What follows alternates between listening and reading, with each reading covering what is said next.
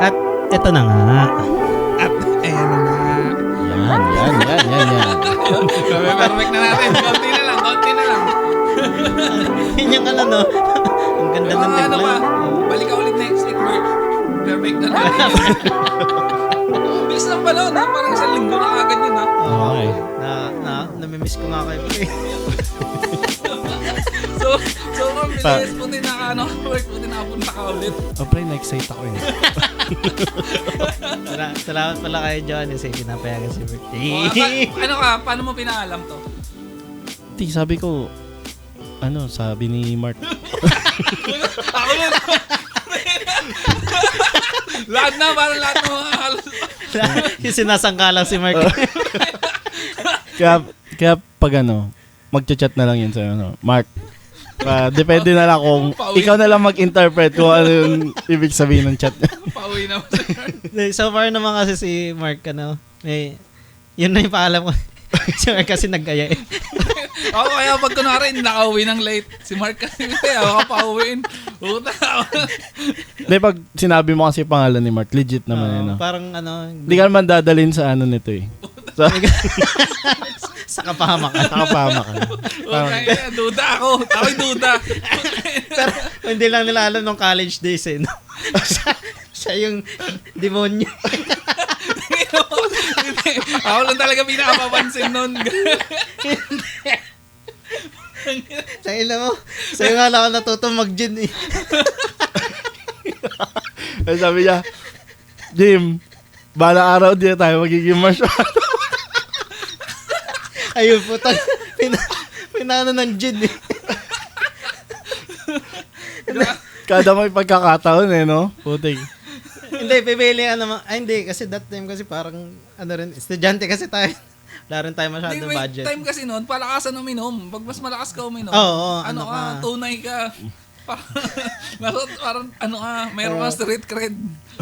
Bragging rights, bragging rights. rights. Tama. Kaso, hindi naman pala talaga tayo malakas uminom. Nung nung dinala sa Muntinlupa, putik. Sa mga class S, putay na. Walang dinner. Pre, rekta na. Hindi, yun, home court advantage nila yun. Sa bagay. Kung sa Taguig, parang niya ay lumaban ng inuman yung pre. Ganun pa rin. Pero may kain tayo. Wala tayong idadahilan. Yun, may dahilan tayo dun eh. Kasi sa totoo lang, pre, pag ako walang kain, pre, Nagiging malos ka. malos talaga ako, pre. Bigyan mo ng Jim, kung bakit marshmallow yung tao. Marshmallow. Kasi nga, malambot. Tsaka pag mahina ka malambot ka. Malambot ka. Di ba? Parang marshmallow. Yun nga, yung biruan eh, sukamichi. Pag sumuka ka hindi, mas okay na. Parang nung panahon na yun, mas sumuka ka, tanggap nung tanggap yun. Pero kung aayaw ka na kasi ayaw mo na, parang di yun, mababanatan. Lalo na magdayo ka lang, no? Dayo. College yan eh. Memories natin eh, no? Tagal rin natin, pre. Ngayon. Pre, apat na taon yun, tapos parang araw-araw tayo magkakasama na. Wala naman tayong choice eh. Wala rin naman dull moment eh. Masaya talaga nun. Sobrang saya nun. Masaya ba yung naglakad dito sa Bagong Bayan? Ay, naglakad pa uwi.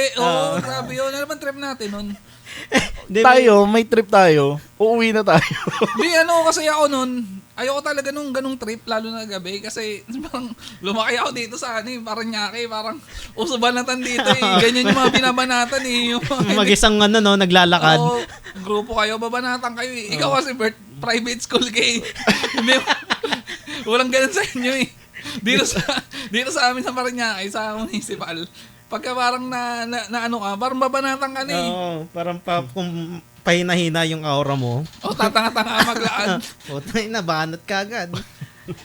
Hindi, may tropa kasi tayo noon na may alam daw siyang Kasi di ba parang ang traffic kasi doon pa, from Bikutan to Sukat. So parang naghanap tayo ng alternate way. So yung nakita niyang paraan, maglakad pa. from di ba Bikutan, Lower Bikutan, sasakay ka ng jeep pa Bagong Bayan. No. From Bagong Bayan daw to Sukat. Sukat. Malapit lang daw. Oo, malapit lang Malapit daw. lang mag-jeep. Gabi na. Putang. Tapos may pasok pa Oo, kinabukasan. no? kinabukasan, no? Para rin ako lalagnatin nun. Tapos nadadaanan pa natin yung mga release ng trend, no? Sa Oo, PNR.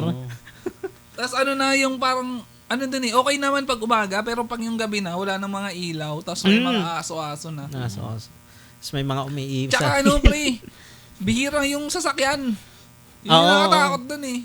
Oo. Madilim doon sa Bagong Bayan ng ano natin, panahon natin. Hindi ko na lang alam kung ngayon, kung madilim pa rin. Sino mahuling na ano, Ano? nakadaan dun. Nagbabike pa ako dati dun eh, dun ako dati eh, bandilim pa rin. Madilim pa rin. So, Meron ako pre, doon ako dumaan, parang ano eh, kaka-start ng pandemic, bagong bike ko, bagong bili ng bike sa Taguig ko binili. So, ito na, puto, wala pa. Paano, parang bagong bike ko, paano pa lang, hindi pa ako malakas talaga magbike. May mga checkpoint. So, kabado ka ma-checkpoint eh. Kasi pag na-checkpoint ka, taga-ano ka. Taga-Paranaque ka, anong ginagawa mo doon? Tapos, parang pagdating sa checkpoint, parang kinabahan ako bigla. Sumemblang ako. Sabi ko, puta na wala. Nagasgasan na yung bike ko, huliin pa ako. Buti na lang, tumayo ako agad. Tapos sabi ko, okay lang po ako. Tapos dumiretso na ako. hindi ka na hinarang. Medyo mahigpit yung bantay ng mga nung quarantine dati, nung pandemic. Eh. Maliban sa mga nakabike. Siguro, na lang, pinagbibigyan. Kasi, Saan ka ba nung pandemic? Nasaan ka nung pandemic? Masaan ako nun, Taguig sa Ususan. Ay, hindi pa ba kayo nakakalipat nun? Sa Cavite, hindi pa. Kayo, Bert, saan kayo? Doon pa rin, Muntinlupa. Muntinlupa. Di mo kami umalis dun eh. Naalala ko si Bert, nung college, parang laging pag-absent siya, laging, ang dahilan niya may kakasal na mag-anak. Totoo, ngayon Bert, tatanungin kita, totoo ba talaga yon yung mga dahilan mo nun? Hindi pre, totoo talaga. Sunod. Mabenta sa pagiging abay. Di siguro wala kang wala kang mapinsan na kaidara mo, konti, bira. May mga kaidaran kaso nasa probinsya eh. Yun nga, kaya parang pagkakailangan ng gantong abay, ikaw talaga agad yung naiisip. Ikaw yung alay. Una walang naririnig kasi. May kakasal si ma. I-volunteer mo na ako dyan. Yan yung vibes ni Bert no? Yung parang mga pang-abay. Parang lagi mong kukunin pang-abay. Kasi matangkad ngayon, matangkad si Bert, parang boy next door na. Pwede may invite. Ikaw ba, Jim, nakapag-abay ka na sa kasal? Hindi pa pala. Hindi ko nga alam kung bakit. Alamin mo. Parang parang, Kasi lagi ka nakatakin. Identity crisis si Jimmy. Hindi, lagi kasi nakatakin. Hindi rin ako naging abay dun sa Sa kapit ko. Kapatid. Utangin na. Hindi, babae. Babae yung kapatid mo, babae yung kapatid mo. Babae nga yung kapatid. Hindi, sa yun, parang ang abay, parang more on kinukuha sa side ng lalaki. Hindi ko alam. Yan lang, yan ako lang muna. Lungkot. Pero ang naalala ko nun yung kapatid kong bunso. Nauga. Tayo na, hindi na nga nakukuha ang best man eh. Ito na nga. Ito na. Hindi pa rin nakukuha ang abay, tanginang yan. Naalala ko yun yung kwentong best man kasi nasa seminar kami sa Dipolog nun. Di ba, ikakasal na si Bert. Tapos parang sinabi ko sa kanya, sabi ko, Bert, kung nagpipili kayo ng... Kasi marami tayong lalaki sa circle eh. Sabi ko kay Bert, kung nagpipili kayo ng abay, Bert, huwag nyo na ako kunin. Ang hassle eh. Huwag nyo na ako kunin para hindi na ako kung nahirapan kayo mamili sa mga grupo. Si Bert, tahimik lang. Kala ko naman parang wala lang sa kanya. Maya, tawin na nagsumbong kay Joan. Sa commander eh, no? Nagsumbong kay Joan. Sabi ko, Mark, kaya mo daw Sabi ko palang ayaw na Yung pala ang plano nila best man. Tapos, si Jimmy, nung parang malapit na yung kasal, sinerch ko ano ba ginagawa ng mga best man, ganyan. Kailangan pala may toast na ganyan. nung parang nung time na yun, di ba, nagkakabiroan tayo. Nung parang gusto mo mag-best man. Tapos sabi ko, naalala ko si Jimmy, malupit to. Kaya yun yung yung nangyari, ginawa natin. Kwento mo, Jim, kwento mo. Ano naman yung pre? Wala namang yun sa akin, pre. Pero parang naluluwa si Jimmy ngayon, no? Hindi mo nga, luwa dyan, Jim. Hindi, wala naman yun. Siyempre, ano man naman yun, discretion. Hindi, may advantage lang kasi lagi kami magkasama. Medyo na rin kasi, 'di ba? Parang ayun nga, nasa BPO sector kasi ako noon. Tapos kayo nasa ganun talagang buhay. Hindi, nagkikita kasi kami ni Mark noon kasi 'di ba parang ba't tayo nagkikita-kita noon?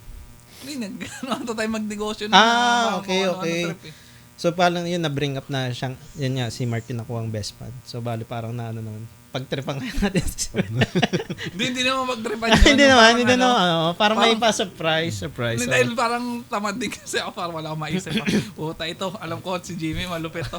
Jim, may plano tayo, Jim. Maganda, malupit niya kasi. Pero maganda naman eh. Maganda ng execution. Na-appreciate nga namin ni John yan. Kahit di ko alam kung ano ba talaga. Nang-trip ba talaga kayo nun? Hindi, planado naman yung planado yun. Gagi, ano na yun. Kasi advantage sa akin yun eh. Hindi na ako parang sobrang generic lang yung gagawin ko Tapos si Jimmy yung parang pang punchline eh. Punchline. Parang sa kanya yung parang Yung pala yung pinag-practicean nyo na para mag-podcast. Pero ang ganda ng transition. Maganda yung isip ko ginawa nga ng cringe nun eh. Parang bahala na basta ma-survive lang tong gabi na to. Pero maganda naman yung... Hindi, kasi yung pag-surprise kasi pre, dapat panindigan mo. Hindi mo mahina. Wala kayong idea talaga nun. Ako wala talaga akong idea. Buti nga hindi inarang ng host eh. Bawal yan. Wala program yan. Wala sa program. So far naman, wala namang Parang malupit nun. Yung host ata yung mag-initiate nun. Utang ina ni Jimmy. Hindi ko alam yun, pre.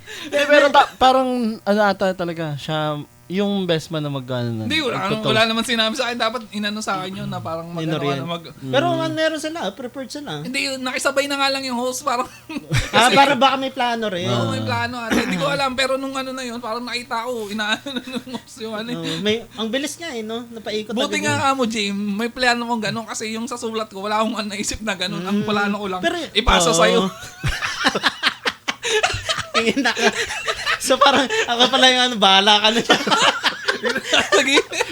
Kung maging successful o hindi, bahala ko.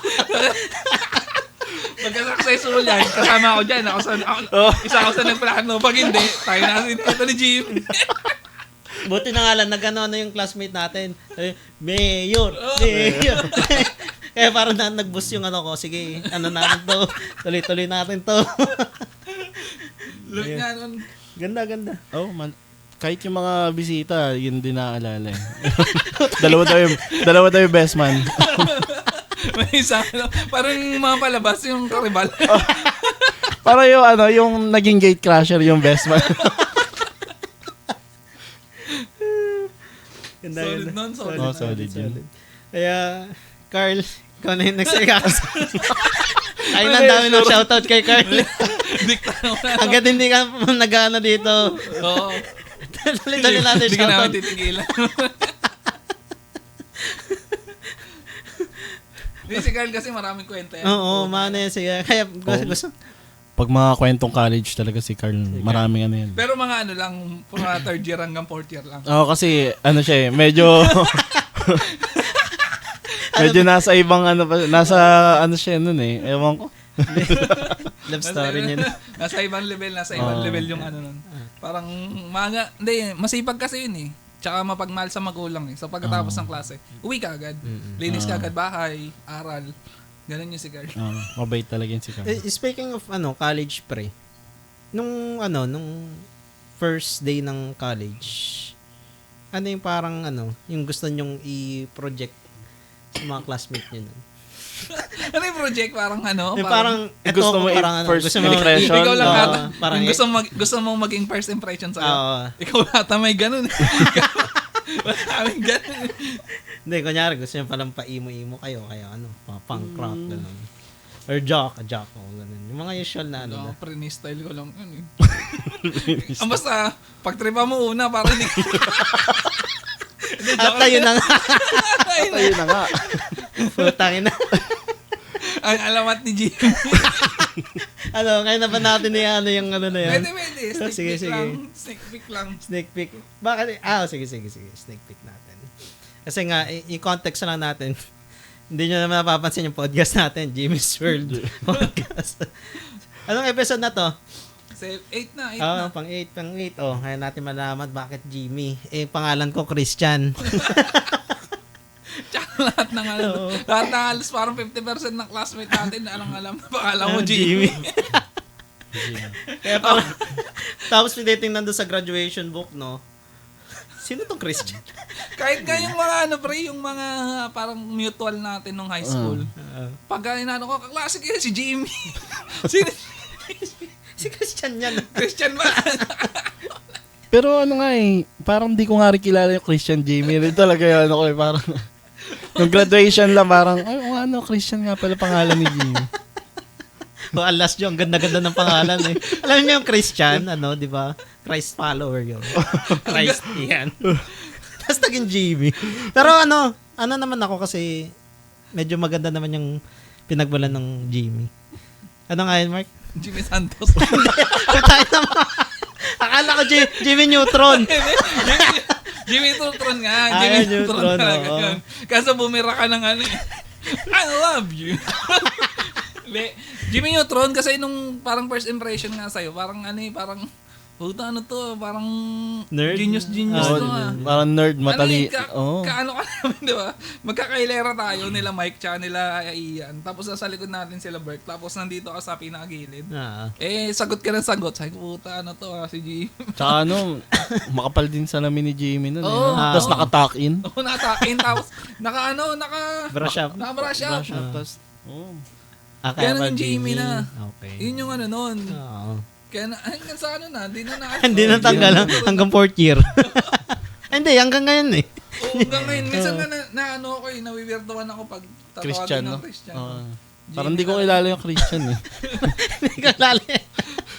Isipin mo na para kasi Batman. Meron kang alter ego. Hindi, naisip ko para kasi Empoy. May mga anak mo, anong tawag sa'yo? Jimmy. Papa Jimmy. Putang ina ko, kutongan ko. Anong Jimmy? Sabi po ni Tito, Jimmy daw.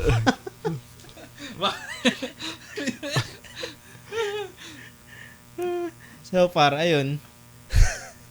Ayun na yung nun. Tapos hanggang sa halos lahat atay. May tumatawag pa ba? Ang tawag lang naman sa'yo, Botabs. Botabs or Jimmy. Jimmy talaga no? Jim talaga So yun po yung yung dahilan kung bakit Jimmy's World po. Kasi yan kay Mark. Ayun ang alamat ni Jimmy. Jimmy. Ayan. So ito may bago tayong segment. Ngayon. Yan. Ang tinatawag natin itong tatay tips. Ayan. Simple lang naman 'to. Magbibigay lang ng tips si Bert. Tapos idadissect lang natin kung legit ba talaga yun, no? Talagang ngayon na pala yan. Kaya natin kay ChatGPT kung totoo ba itong pinagsasabi ng tatay na to. Kaya Bert, bigyan mo, anong pinakauna mong tips para sa ating episode ngayon? Siguro, paarawan niyo yung anak niyo pag... Paarawan. Paarawan. Ano yung Hindi, pag newborn. Tips ba yun? Hindi ba parang utos ng doktor yun? Hindi ko alam kasi hindi ko Tamad ako magpaaraw eh. Ayun. Ayaw mo paaraw kasi mainit. Baka mainitan yung anak ko. Hindi, so far, parang yun rin yung sa akin eh. Nung doktor at saka nung mga magulang ko. Parang na-pass down to dyan. Pero based on studies syempre yung sunlight nga may parang vitamin D. So, yun. Hindi. Walang vitamin D ang sunlight. Wala ba? Ang nagagawa ng araw, na-activate niya may na-activate siya sa... Photosynthesis. Iba yun. Ibang tropa yun. May na-activate siya sa natin, sa system natin na kapag naaarawan tayo, magpo-produce yung katawan natin ng vitamin D. So, pero hindi ko alam Hindi, parang totoo eh. Pero ano yung best time birth na paarawan si baby? Actually, Gabi, iba-iba. parang hindi mainit. Depende rin sa pedya mo eh.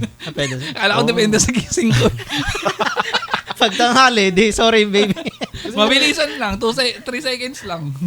Pero pag ano kasi, syempre masakit na sa balat pag ano eh. Pag medyo tanghali na. Mga 9, gano'n? Oo, mga 9. 9, masakit na sa balat eh. Wala na atang gumagawa ng 9 na parang. Siguro ang ano mga, ayun, mga 6 or 7. 6, 7. Kasi yung pinanganak yung anak namin eh. Tag-ulan kasi eh. Okay. Ayun, wala masyado ulan. Tapos nung nakauwi na kami, di ko rin napaparawan. Ayun, nakaltasan ako. Sakit pre. Ayun yung parang isa sa reason nun. Dahil hindi nyo napapaarawan. Oo pre. Nanilaw, ayun. Wala bang ano doon? 100,000. Walang alternative? Ha? Walang alternative. Ay, Nari, pang walang yun. araw kumari ganyan. Ang alternative yun sa ospital. Yung pang UV. Yung pang-UV. Parang Parang sisiw. Hindi, parang kunwari, alam nyong hindi napapaarawan kasi tag-uulan. Pwede mo bang pumunta doon? Sir, Doc, paarawan nyo. Paarawan nyo na din. Hindi, yun na nga yun, pre. Parang kunwari, nagkaroon na ng doon nyo lang siya pwedeng dalhin doon. Hindi siya yung preventive. Doc, di namin napapaarawan to. Hindi, first time din kasi namin. Hindi rin kasi namin talaga Ayun. Medyo masakit lang sa bulsa. Oo, dapat nag-ano na lang kayo, yung nag-DIY na lang kayo sa mga sisim. Yung lang watts do. 120 watts. Nag-DIY muna kayo. Di ba dilaw yung ilaw nun? Kung wala pang araw, ganun muna. Hayop ka ba? Ayun ang tatay tips. Tatay tips. Ano yung 120 watts na ilaw? Kung sa mga ayaw nyo sisim. mapagastos talaga. Siguro mga 4 na ganun. Laban na yun, pampalit sa bata. 4 na bumbilyang ano. Yung dapat dilaw na dilaw yung ilaw. 4 na bumbilya, so parang mga 20 sisiw, isang bumbilya. Times 4, 18 sisiw, katumbas ng isang bata. Tandaan nyo yan. Pota. Gawin mo yan, Mark, ha? Maganda baby ka. Kingin mo. Pag magkakaanak ako, May tayo ng competition pa. Ang irregalo nyo, bumbilya. Tapos na yung recording, sabi mo to, di ba? Ilang sisiw ba? Itetest natin. Sige. Tanong natin kayo sa mga pag nagkatropa tayong doktor kung tatala ba yung bumbilya lang. Hindi, pero yan na natin, i-fact check natin, approve ang, yan. approve Tunay yan. Tunay na, tatay. legit, Okay. tatay tips. Ayan. Ilang oras na ba tayo tumatakbo? 22. Ayan. Kaya ito, maraming salamat sa pakinig. Hanggang sa muli. Paalam. Paalam.